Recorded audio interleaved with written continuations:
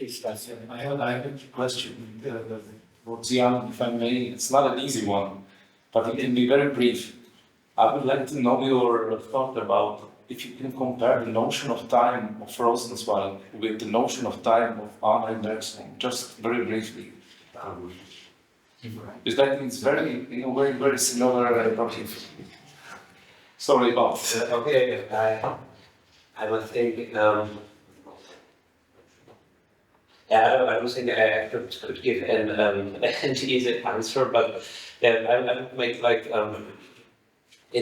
for Rosenzweig we are standing in time, and we have to understand that time as the through this theological structure as the past in the creation, the current time in revelation and the future in redemption. So, but to make a more or better comparison with Bergson, I think I'm not able now to do it here. So I don't think necessary. I will thank you for the question. Please. Thank you. My question is about Lotze. And I was curious, well, the simple version of the question is, how is Lotze's conception of metaphysics different than that of Kant? Because Kant, he has two metaphysics of Sitte and the metaphysics of nature. It's unclear if they're even metaphysics in the same sense, but that's at least his idea.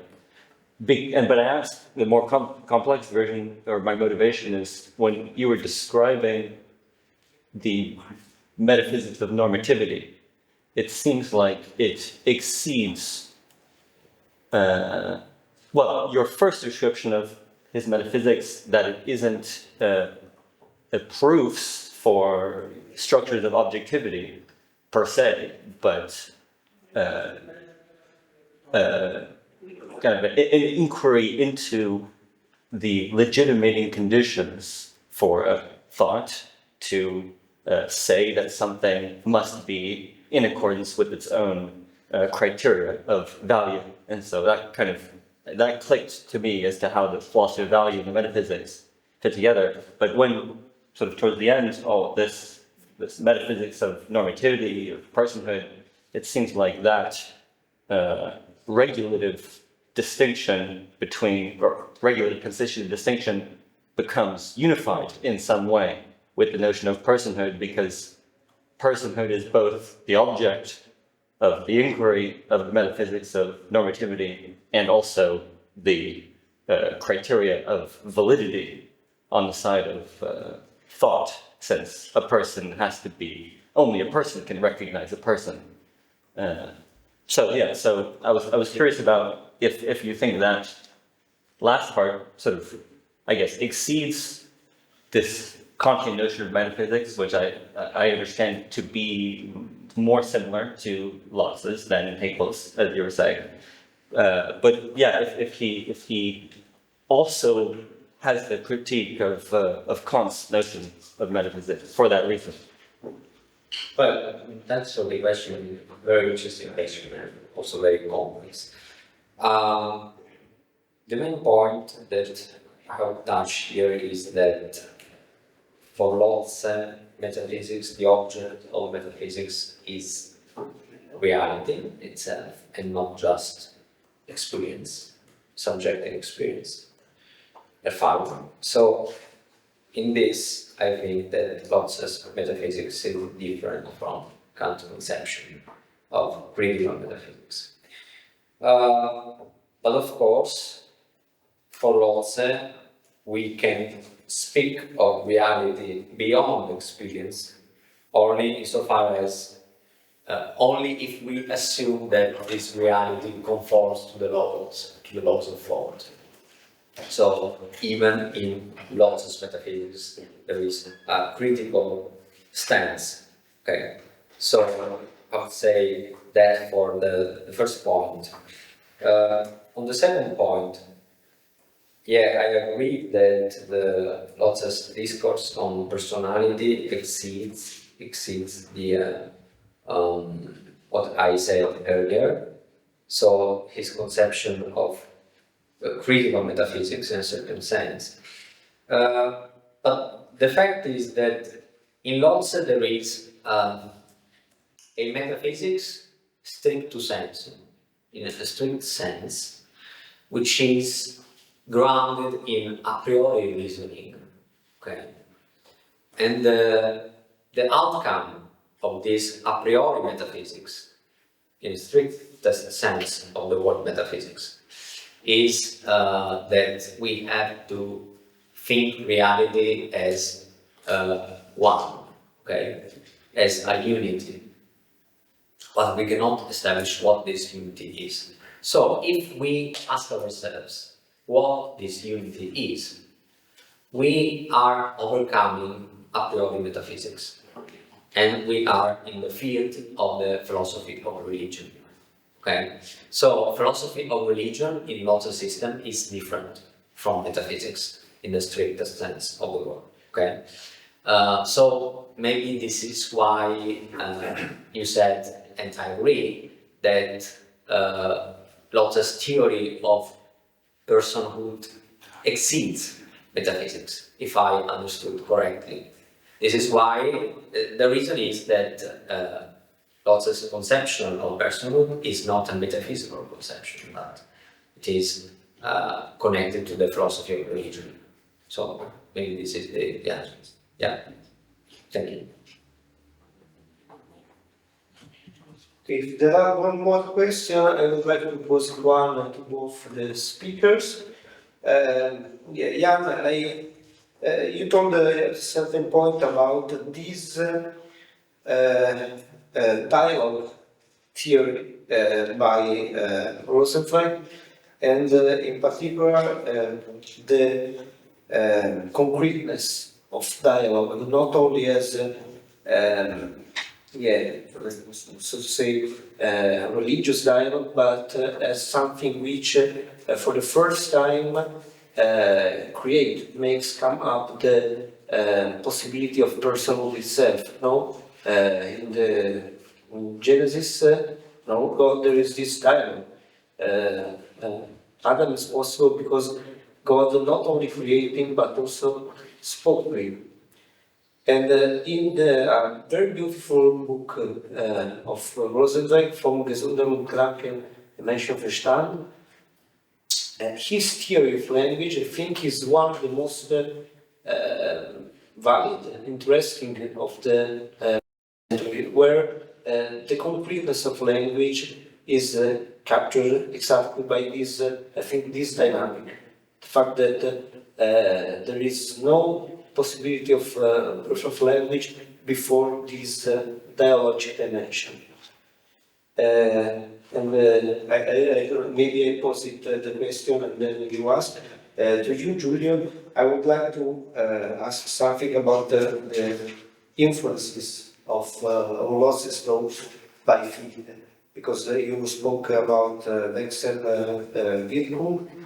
You told that Lotze's philosophy is understood as an ideal realism, which is also a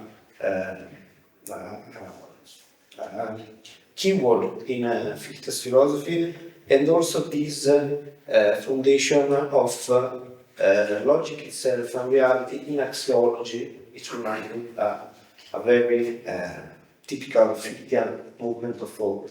So, do you think that even though, yes, of course, there is this vast realism on the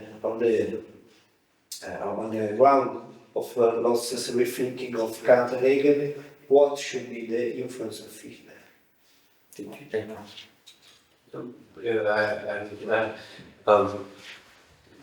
Something to the dialogue, the dialogue is given from Kant. The problem in Rosenzweig that he tries to make a pluralistic theory, but at the end all begins and ends in Kant. So We see this movement, I think, in the later idealistic theories from Shelley and so on, that God is the who starts the creation and the dialogue to the object and creates this difference. And then the dialogue must, for Rosenzweig, this dialogue between people has a lot of consequences in theory of truth, theory of language, liturgical consequences, and so on. So I think that the middle and the later part of the Star of Redemption, there are a lot of consequences, not only theoretical, but in Rosenzweig's own life practical. So he moved from the academic position to live the life of dialogue between not as an academic student, but as let's say Jewish teacher in a school for Jewish thought. And yes, and this dialogue between the people must take, maybe it's a little bit answer to your question, must place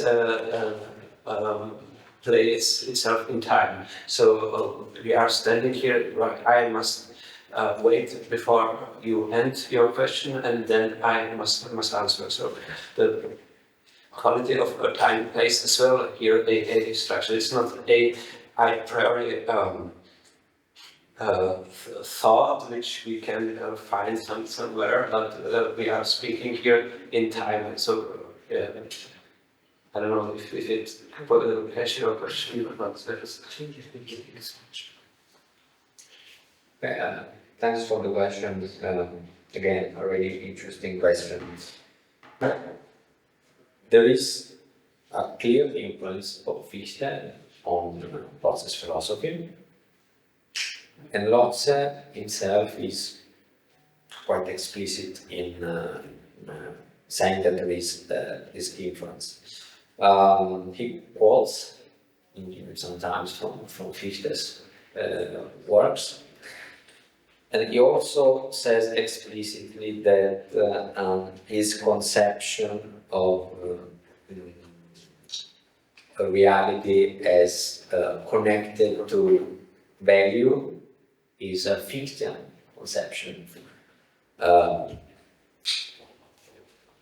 So, yeah, axiology is the ground of metaphysics for Lotze, and this is also true for Fichte. So this is the main connection, and it is a quite important one, I would say.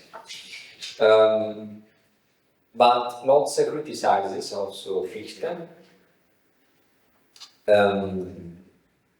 for this reason, that he says that Fichte, the problem of Fichte's conception of reality, axiological conception of reality, is that for Fichte, value is formal, and action itself is a formal and abstract action.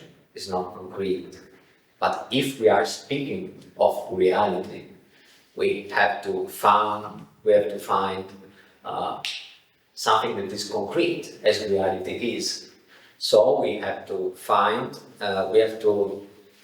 shift from formal action to concrete action, and also we have to shift from formal values to concrete values.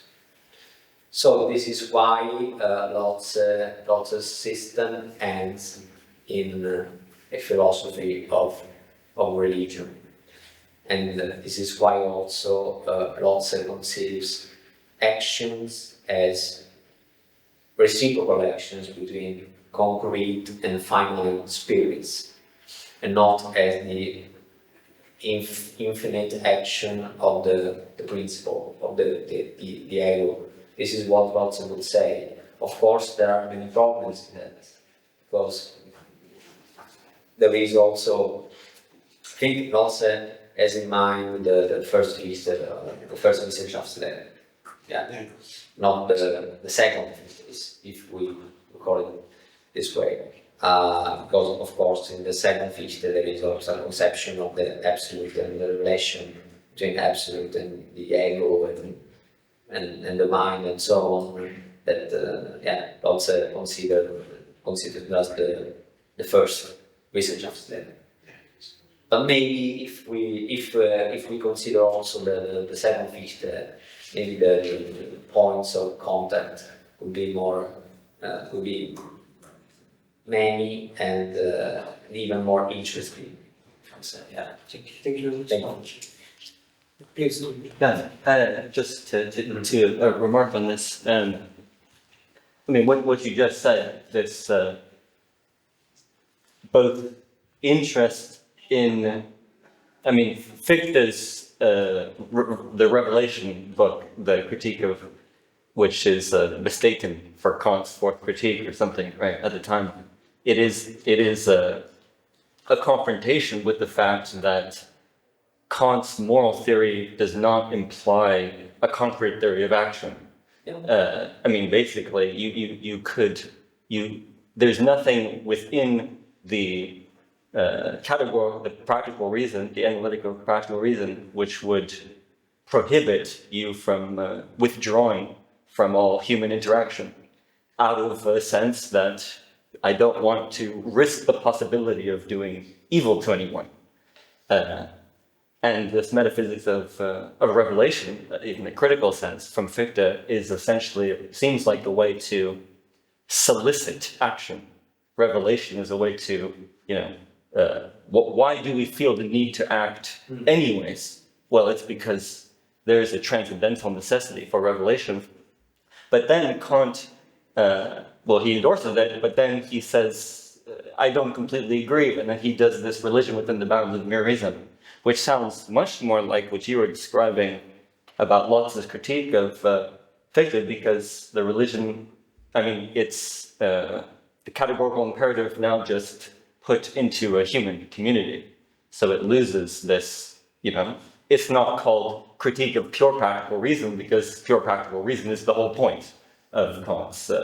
It's pure theoretical reason, which is bad, and then pure practical reason, which is good. But then only with religion do we have action in a full sense of finite agents in communion with each other who are, and that's, these gradations of evil and this subjective first ground of sin and all that becomes an object of cognition. And this isn't, I mean, I don't know if this is a completely coherent question, but it has always, I've always been wondering about it, if that conception of, if the religion, Kantian conception of religion, is an extension of the metaphysics of Sitte in it, which I know people translate Sitte as morality, but it seems like it just means value. It's the physics of value. I mean, Sitte, apparently the consensus is from the Indo-European or whatever, it means bond, oath, something like that. So it's a valuative relation, but that only has its full sense in this notion of religion as incarnation of moral praxis or value in some sense. So when you were talking, it seemed like that was very similar to Kant's. He doesn't explicitly say, this is in contradiction to Fichte, but he does make it a parallel stream of thought for some reason. Yeah, very interesting. Thanks for your comment. Okay, so if you have no more questions and remarks, I thank you a lot for being here and for this discussion. We can leave.